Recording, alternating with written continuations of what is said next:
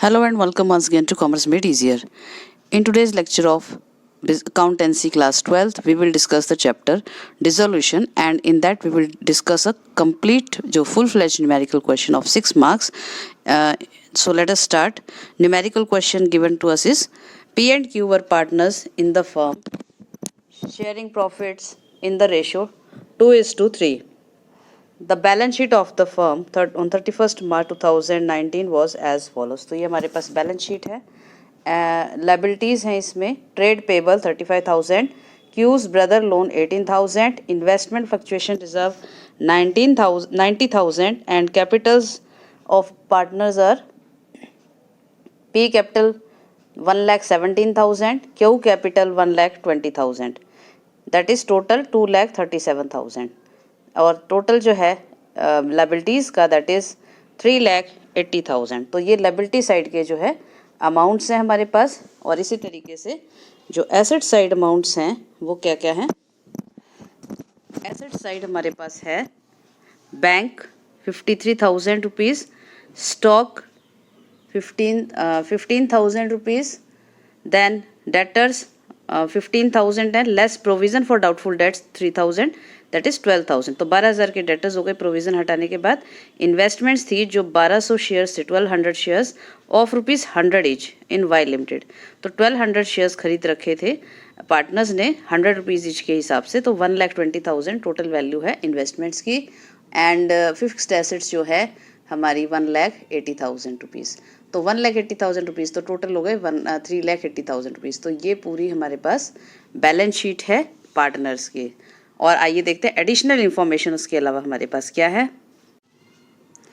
Alright, additional information given is on the above date the firm was dissolved and the assets were realised and liabilities were paid off as follows. तो उसी date को 31 मार्च को जो है firm को dissolve किया गया, बंद किया गया और एसेट्स जो है रियलाइज की गई, बेच दी गई और लाइबिलिटीज़ को पे कर दिया गया. और इन्फॉर्मेशन है 40% of the fixed assets were taken over by Q at 80% of book value and the remaining fixed asset were taken over by P at book value. तो जो बुक वैल्यू जो फिक्स्ड एसेट्स की total fixed asset हैं उसका 40% यानी 40% जो है वो क्यू पार्टनर जो था उसने ले लिया और वो जो 40% है उसका उसको इसने 80% जो है उस वैल्यू पर लिया. तो इसका जो 40% है 1,80,000 का दैट इज़ 72,000. तो 72,000 का 80% जो है यानी कि 57,600 जो है उसमें क्यू ने ले लिया और बाकी की जो बची हुई एसेट्स थी 1,08,000 की वो as it is book value पर पी ने ले ली. Second point is debtors realise 10% less than the book value. तो डेटर्स जो है हमारे 15,000 के थे, ये हमने प्रोविज़न को हटाने से पहले देखना है, मतलब विदाउट प्रोविज़न. तो 15,000 जो बुक वैल्यू है वो डेटर्स थे हमारे, उसका 10% लेस यानी कि 1,500 रुपये कम हमें मिलेंगे और उसको उन्होंने डेटर्स से रियलाइज़ किया पैसे. Then 50% of the trade payable were settled through the stock, यानी कि जो 50% ट्रेड पेबल्स थे, trade payable is current liability, तो उसको जो है हमने स्टॉक दे दिया. तो स्टॉक था हमारे पास 15,000 का और 17,500 जो है वो हाफ होता है 35,000 का. तो ट्रेड पेबल टोटल 35,000 के थे जिसका हाफ है 17,500, उसको हमने स्टॉक दे दिया है 15,000 में. तो वो उसका सेटलमेंट कर दिया. तो ये मैंने पहले भी आपको बताया था पिछले वीडियोस में कि जब कोई लाइबिलिटीज़ के बदले में हम कोई एसेट दे देते हैं तो उसकी एंट्री जो है हम अपनी बुक्स में नहीं करते हैं, सिर्फ जो हमने कैश पेमेंट्स की हैं उसी की एंट्री होती है. तो हमने जो रिमेनिंग 17,500 ट्रेड पेबल थे they were paid at a discount of 5%. तो 17,500 का डिस्काउंट 5% यानी कि 875 रुपये 875 रुपीज़ का डिस्काउंट के साथ यानी कि लेस हमने पे किया और उनको 16,625 की जो है अमाउंट पे करी.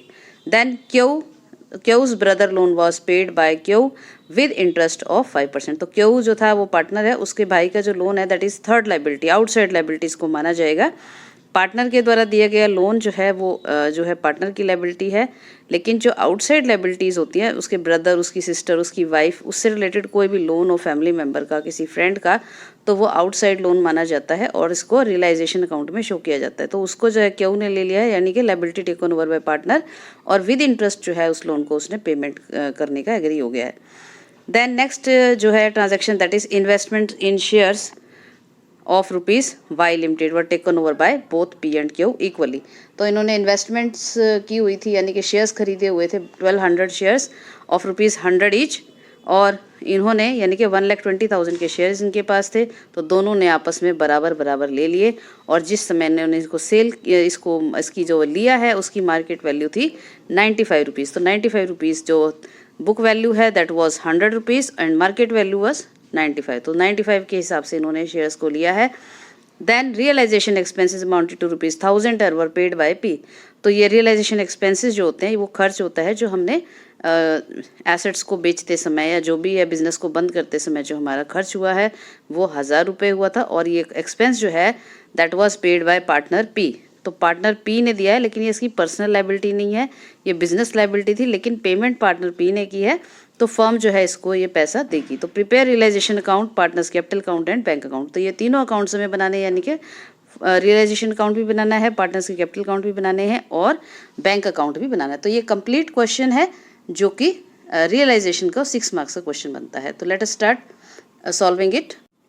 तो रियलाइजेशन अकाउंट बनाने के लिए सबसे पहले हम बैलेंस शीट पे दोबारा चलते हैं, और ये देखना है हमें इसमें से कौन से आइटम्स जो हैं हमें रियलाइजेशन अकाउंट में दिखाने हैं। तो सबसे पहले लायबिलिटी साइड देखिए, ट्रेड पेबल जो है ये जाएगा इसमें। क्यू का ब्रदर लोन है, यानी कि पार्टनर लोन नहीं है, ये पार्टनर के रिलेटिव का, फ्रेंड का, ब्रदर का, किसी का भी हो, वो थर्ड पार्टी आउटसाइड लोन माना जाता है, उसको हम लेकर जाएंगे रियलाइजेशन में। क्रेडिट साइड ये सारी चीज़ें जाएंगी रियलाइजेशन में इस साइड में। देन इन्वेस्टमेंट फ्लक्चुएशन रिजर्व, मैंने आपको पहले ही बताया था कि अगर कोई रिजर्व है और उससे रिलेटेड कोई एसेट है तो ये दोनों ही जो है एसेट तो जाएगा ही रियलाइजेशन में, साथ साथ रिजर्व को भी दिखाना है। मान लीजिए यहाँ पर अगर इन्वेस्टमेंट नहीं होती तो हम इस रिजर्व को डायरेक्टली पार्टनर्स के जो है कैपिटल अकाउंट में क्रेडिट कर देते, उनमें बांट देते, लेकिन क्योंकि यहाँ पर इन्वेस्टमेंट भी गिवन है और साथ में हमारे पास इन्वेस्टमेंट फ्लक्चुएशन रिजर्व भी है, तो जो ये रिजर्व है इसको हम क्रेडिट साइड जो है रियलाइजेशन में शो करेंगे। तो 1, 2, 3 ये तीनों चीज़ें जो है हम रियलाइजेशन में क्रेडिट साइड शो करेंगे। उसके बाद पार्टनर की कैपिटल्स इसमें नहीं जाएंगी, क्योंकि पार्टनर के लिए हम अलग से कैपिटल अकाउंट बना करके उसकी कैपिटल को पे करेंगे, इसलिए इन दोनों आइटम्स को हम यहाँ पे छोड़ देंगे। उसके बाद है बैंक अकाउंट एसेट साइड, इसको भी हम जो है रिलेशन अकाउंट में ट्रांसफर नहीं करेंगे, क्योंकि इसके लिए हम अलग से बैंक अकाउंट बनाएंगे और उस समय इसको उसमें शो किया जाएगा। Then next is stock. तो स्टॉक इज एसेट, इसको हम रिलेशन में डेबिट साइड शो करेंगे, डेटर्स को रिलेशन में शो करेंगे, और जो प्रोविजन फॉर डाउटफुल डेट्स है, यानी कि जो हम रियलाइजेशन में शो करेंगे पूरे 15,000 शो करेंगे, 15,000, और जो प्रोविजन फॉर डाउटफुल डेट्स है it will be shown on the credit side of the realisation account. तो जैसे हमने रिजर्व जिस साइड शो करेंगे वहीं पर फिर हम प्रोविजन फॉर डाउटफुल डेट्स, जो भी प्रोविजंस होते हैं वो सारे आपने रियलाइजेशन में क्रेडिट साइड शो करने हैं। देन इन्वेस्टमेंट्स जो हैं आपकी ऑलरेडी जो आपकी 1,20,000 की हैं ये आप इसमें शो करेंगे रियलाइजेशन अकाउंट में। देन फिक्स्ड एसेट्स आपकी 1,80,000 है, ये भी रियलाइजेशन अकाउंट में डेबिट साइड शो किया जाएगा। तो इस तरीके से हमने देखा कौन कौन से आइटम्स जो हैं हमें रियलाइजेशन में दिखाने हैं और कौन कौन से नहीं दिखाने हैं। चलिए, तो अब रियलाइजेशन अकाउंट में हम सारे आइटम्स जो हैं बैलेंस शीट से ट्रांसफ़र कर लेते हैं। तो फिक्स्ड एसेट्स मैंने बताया था 1,80,000 यहाँ पे आ गए, investment 1,20,000, stock 15,000, debtors 15,000 book value पे। यहाँ तक हमने चारों एसेट्स को यहाँ पर जो बैलेंस शीट में हमने डिस्कस किया था किन किन को दिखाना है यहाँ पर शो कर दिया। इसी तरीके से लायबिलिटी साइड जो है हम शो करेंगे trade payable 35,000, Q's brother loan जो है 18,000, investment fluctuation reserve 19,000 and provision for doubtful debt 3,000। तो ये 4 आइटम्स जो है हमारे क्रेडिट साइड आ गए हैं, वो हम ऑलरेडी डिस्कस कर रहे थे अभी बैलेंस शीट में से कि कौन सी चीज़ें आपकी रियलाइजेशन में जाएंगी। उसके बाद अब यहाँ तक हमने लायबिलिटीज़ को इसमें ट्रांसफ़र कर दिया है और यहाँ तक हमने एसेट्स को यहाँ पे ट्रांसफ़र कर दिया है। तो जब हम किसी चीज़ को रिलेशन में ट्रांसफ़र कर रहे हैं तो वहाँ पर वो चीज़ उसका अकाउंट का नाम जो है वो ख़त्म हो जाता है। उसके बाद हम उस अकाउंट में जो है इन चीज़ों को, इस नाम को यूज़ नहीं करेंगे। डेटर्स, क्रेडिटर्स या स्टॉक या इन्वेस्टमेंट्स, हम उनके जो है रिलेशन बैंक और पार्टनर कैपिटल अकाउंट, इन 3 ही नामों का इस्तेमाल किया जाएगा। तो यहाँ पर ये अकाउंट आपके क्लोज हो गए हैं। जब ट्रांसफ़र किया जाता है रिलेशन में किसी अकाउंट को, इट मीन्स वो उसमें ट्रांसफ़र होकर एसेट्स जो है वो क्लोज हो गए हैं और लायबिलिटीज़, तो अब हम इसके नाम्स को यूज़ नहीं करेंगे। अच्छा, उसके बाद जो है एडिशनल इन्फॉर्मेशन हमारे पास जैसे गिवन थी उसको हम 1 बाय 1 पॉइंट वाइज करेंगे। तो 40% of the fixed assets were taken over by Q at 80% of the book value. तो क्यू जो पार्टनर है इसमें बाय क्यू कैपिटल अकाउंट, तो जब पार्टनर कोई एसेट लेगा तो उसे हम क्रेडिट साइड शो करेंगे, उसके अकाउंट को डेबिट किया जाएगा। तो by Q capital account fixed asset 72,000 थी जो बुक वैल्यू थी, और उसका 80% जो है दैट इज़ 57,600, ये हमने जो है फिक्स्ड एसेट उसने ले लिया 57,600 में। और बाकी की जो एसेट थी 1,08,000 की जो फिक्स्ड एसेट्स थी पी ने उसने बुक वैल्यू पर ली थी, तो बाय की पी कैपिटल अकाउंट ये 1,08,000 यहाँ पर आ गया। उसके बाद जो है डेटर्स जो थे वो 5% लेस जो है बुक वैल्यू पर हमें मिले थे। तो डेटर्स को 10% जो है लेस बुक वैल्यू पे मिले थे। तो 15,000 के डेटर्स थे, तो उसका 1,500 जो है 10% बनता है, तो उसको माइनस करके 13,500 में हमें मिला। तो जो हमने डायरेक्ट सेल किए हैं उसको हम बाय बैंक दिखाएंगे। तो bank account by bank debtors हमने इसको लिया है, बेचा है, लिया है इनसे पैसा, तो 13,500 यहाँ पर आ गया। उसके बाद जो है इन्वेस्टमेंट दोनों पार्टनर्स ने आधा आधा ले लिया था 95 के हिसाब से।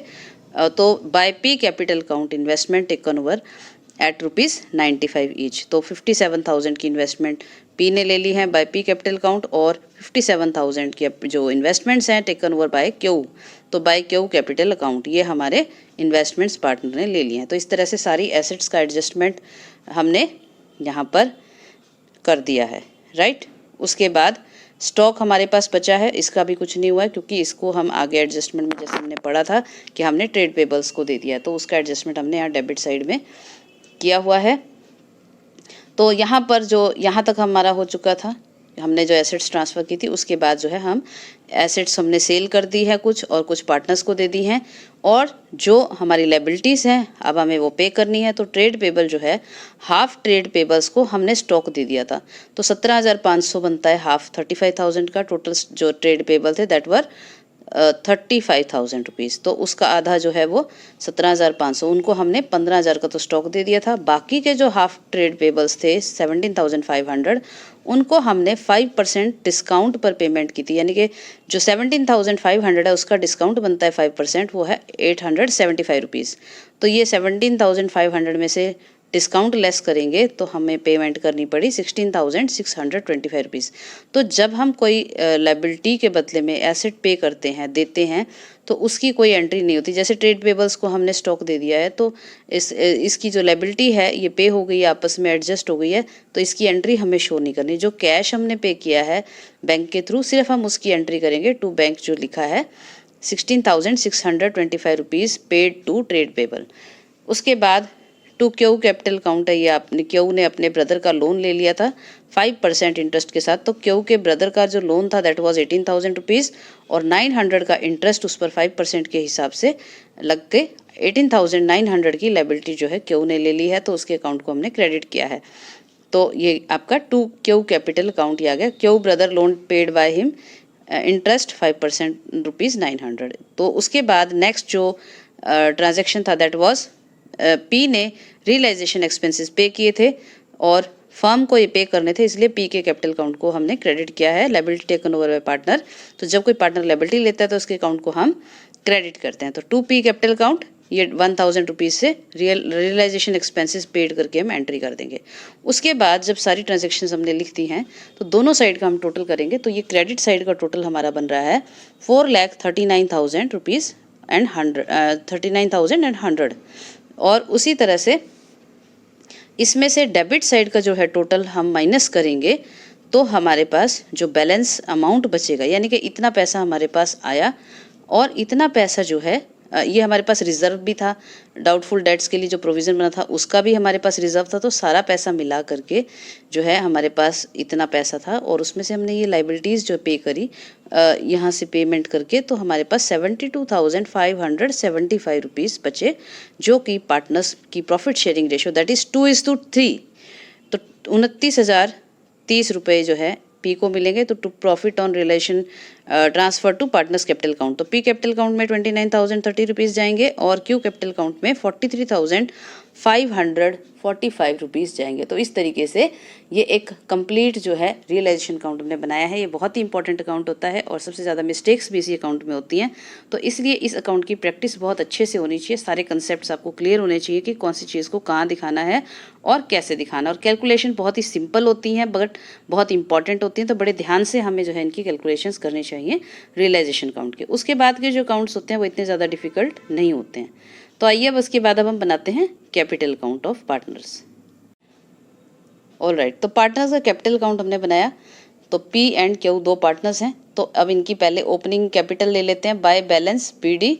1,17,000 पी की कैपिटल थी और क्यू की कैपिटल थी 1,20,000। उसके बाद जो हमने रियलाइजेशन अकाउंट से जो उसमें ट्रांजैक्शंस हुई थी, रिकॉर्डिंग हुई थी, उसको हम इसमें लिख रहे हैं। तो जो ए ने क्यू ने अपने ब्रदर का लोन लिया था उसकी हम यहाँ पे एंट्री कर रहे हैं by realisation account. Brother loan taken 18,900 का लिया था। उसके अलावा realisation expenses paid by P वो हम यहाँ पे दिखा रहे हैं बाय रियलाइजेशन अकाउंट 1,000 रुपीज़ के रियलाइजेशन एक्सपेंसेस पेड। उसके बाद जो है जो प्रॉफिट था रियलाइजेशन का वो हम यहाँ पे लिख रहे हैं 29,030 एंड 43,545। तो ये profit on realisation transfer to partners capital account में ट्रांसफ़र हो गया। उसके बाद जो एसेट्स ली थी पार्टनर ने, फिक्स्ड एसेट्स दोनों ने ली थी, तो 1,08,000 की पी ने ली थी, तो टू रियलाइजेशन यहाँ पे आ गया 57,600 क्यू ने ली थी। उसके बाद इन्वेस्टमेंट टेकन बाय पार्टनर्स थी, तो partner capital account to realisation account ये आ गया इन्वेस्टमेंट 57,000 और 57,000 दोनों पार्टनर्स ने इक्वल ले ली थी। उसके बाद जो है हम इनका टोटल करेंगे और इससे रिलेटेड कोई यहाँ पर ट्रांजेक्शन नहीं है। तो यहाँ पर जो है पी के कैपिटल अकाउंट को ध्यान से देखिए। पी का जो कैपिटल अकाउंट है यहाँ पर इस साइड का डेबिट साइड का टोटल जो है 1,65,000 बन रहा है और यहाँ पर जो है क्रेडिट साइड का टोटल कम बन रहा है। तो यानी कि पार्टनर ने जो है फिक्स्ड एसेट्स खरीद ली और साथ में इन्वेस्टमेंट्स ले ली, उससे उसका जो उसने लायबिलिटी ली थी और साथ में जो उसको प्रॉफिट का हिस्सा भी मिला था, तो भी वो जो क्रेडिट साइड की जो चीज़ें हैं उसको जो मिलना है वो कम है और उससे जो लेना है उसको डेबिट जो किया है वो ज़्यादा है। तो अब जो डेफिशिएंसी आई है 17,970 रुपीज़ की, तो deficient amount will be brought by the partner. तो ऐसा ज़रूरी नहीं है कि हम पार्टनर को पैसे ही देते रहे हमेशा। कभी कभी ऐसा होता है कि पार्टनर एसेट्स वगैरह ले लेता है, ज़्यादा ले लेता है सामान, उसकी कैपिटल कम पड़ जाती है। तो ऐसी कंडीशन में हम पार्टनर से एडिशनल कैपिटल या जो डेफिशिएंट अमाउंट है, जो कम रह गया है पैसा, वो हम उससे मंगवा भी सकते हैं। तो यहाँ पर देखिए सेम केस में हमने 17,970 रुपीज़ पी से मंगवाए हैं और उसके बाद इसका जो टोटल है इक्वल हो गया 1,65,000 रुपीज़ यहाँ का टोटल हो गया। इसी तरह से क्यू का जो है क्रेडिट साइड का टोटल है 1,82,445 रुपीज़ और डेबिट साइड का जो टोटल है वो कम है। तो इसको हम क्रेडिट साइड से डेबिट साइड का टोटल माइनस करेंगे तो उसका जो डिफरेंस आ रहा है दैट इज 67,000 रुपीज़ 67,845 रुपीज़। तो ये इसका डिफरेंस आ रहा है। क्रेडिट साइड ज़्यादा है यानी कि इसको मिलना ज़्यादा है और इससे पैसे लेने हमें कम है जो इसने इन्वेस्टमेंट लिए और फिक्स्ड एसेट लिए।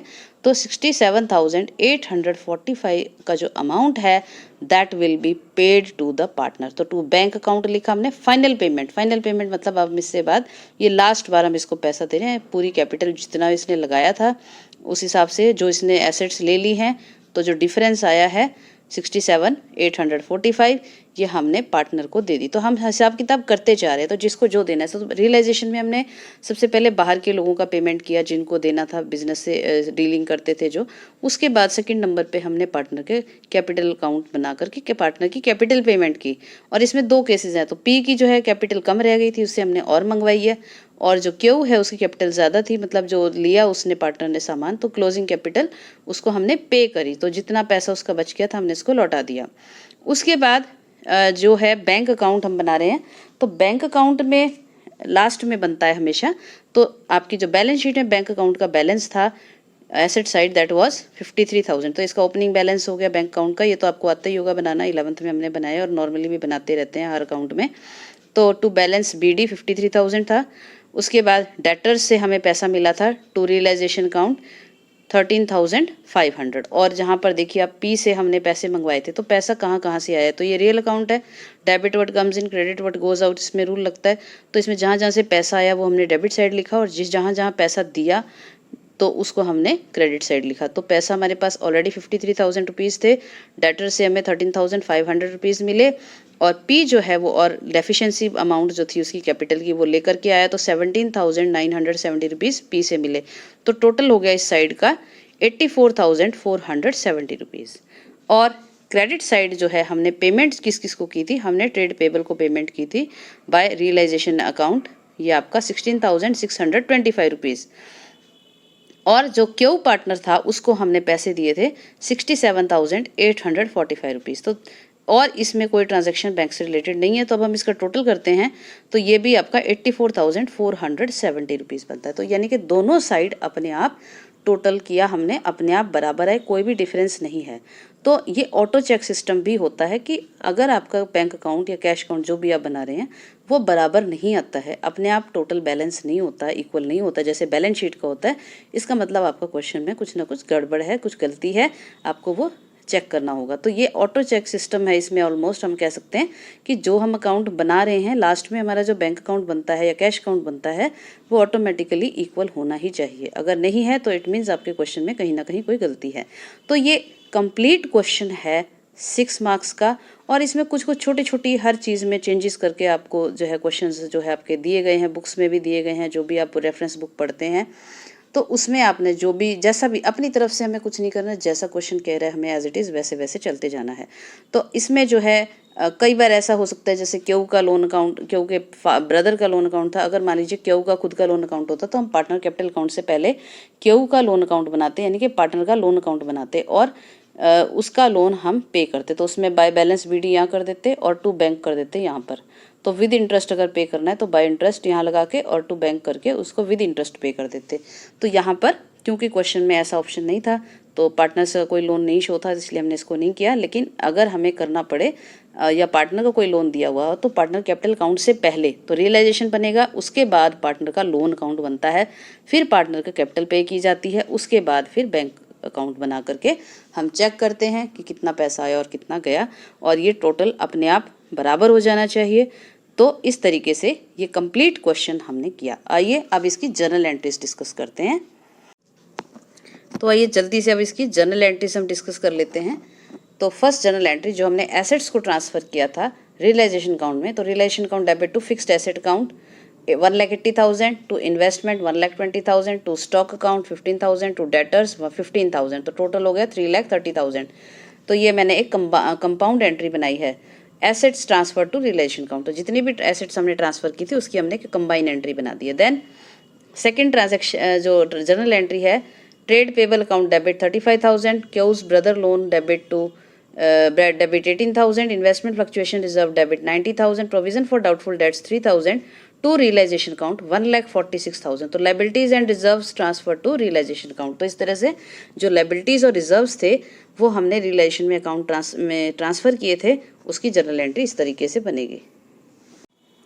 ओके, इसके बाद नेक्स्ट जो ट्रांजैक्शन है, P capital account debit 1,08,000, Q capital account debit 57,600, to realisation account 1,65,600। तो ये fixed assets taken by the partner, तो पार्टनर ने जो फिक्स्ड एसेट ली थी उनकी एंट्री हो गई। Then bank account debit to realisation account 13,500, तो डेटर्स रियलाइज जो हमें डेटर से पैसा मिला उसकी जनरल एंट्री है। Then P capital account debit 57,000, Q capital account debit 57,000, to realisation account 1,14,000, तो इन्वेस्टमेंट टेकन बाय पार्टनर्स, तो ये पार्टनर्स के द्वारा इन्वेस्टमेंट जो ली गई थी उसकी जनरल एंट्री है। The next entry is realization account debit 16,625 rupees to bank account, ये है trade payable paid, half of the trade payable paid. तो आधों को हमने जो स्टॉक दे दिया था उसकी कोई जनरल एंट्री करने की ज़रूरत नहीं है, और जो बाकी के बचे हुए आधे ट्रेड पेबल्स थे 17,500 के, उसको हमने जो है बैंक से पेमेंट कर दी है डिस्काउंट काट के। तो 16,625 रुपीज़ ट्रेड पेबल की जनरल एंट्री हो गई। ऑलराइट, उसके बाद जो नेक्स्ट है, realisation account debit to Q capital account 18,900, brother loan taken, तो उसने अपने ब्रदर का लोन लिया था, liability taken over by the partner, तो उसके अकाउंट को हमें क्रेडिट करना है। Realisation account debit to Q capital account, ये एंट्री हो गई। उसके बाद नेक्स्ट जर्नल एंट्री है हमारी, realisation account debit 8,000 rupees to P capital account, तो ये liability taken over by partner P, उसने जो रियलाइजेशन एक्सपेंसेस पे किए थे वो हमने इसकी जर्नल एंट्री बनाई है, पार्टनर के अकाउंट को क्रेडिट किया है। देन जो प्रॉफिट था रियलाइजेशन का उसकी जनरल एंट्री है रियलाइजेशन काउंट डेबिट 72,575 रुपीज़ की, to P capital account 29,030 rupees और Q capital account 43,545 rupees. Profit on realisation account given to partners, तो जो रियलाइजेशन का प्रॉफिट था वो पार्टनर्स के कैपिटल अकाउंट में हमने क्रेडिट कर दिया है, उसकी जनरल एंट्री है। Then next is bank account debit to P capital account deficiency amount brought by the partner, तो जो डेफिशिएंट अमाउंट था जो कम रह गया था पैसा वो पी जो पार्टनर है वो लेकर के आएगा 17,970 रुपीज़। तो इस तरीके से जो है हम इसकी जर्नल एंट्रीज बनाते हैं जब हम ये कंप्लीट क्वेश्चन 6 मार्क्स का करते हैं। तो इसमें हमने ऑलमोस्ट सभी कुछ डिस्कस किया है, रियलाइजेशन अकाउंट कैसे बनता है, पार्टनर का कैपिटल अकाउंट कैसे बनेगा, बैंक अकाउंट कैसे बनेगा और लास्ट में जो हमने डिस्कस किया जनरल एंट्रीज कि किस तरीके से हमने इसकी जनरल एंट्रीज बनानी है। So that's all for today. आशा है आपको ये जो लेक्चर है अच्छा लगा होगा और समझ में भी आया होगा। बाकी आप ज़्यादा से ज़्यादा इस तरह के क्वेश्चंस की और प्रैक्टिस कीजिए ताकि आपको कंसेप्ट्स और क्लियर हो जाएं। तो हमारे इस वीडियो को लाइक कीजिए, शेयर कीजिए and don't forget to subscribe this channel. Thank you.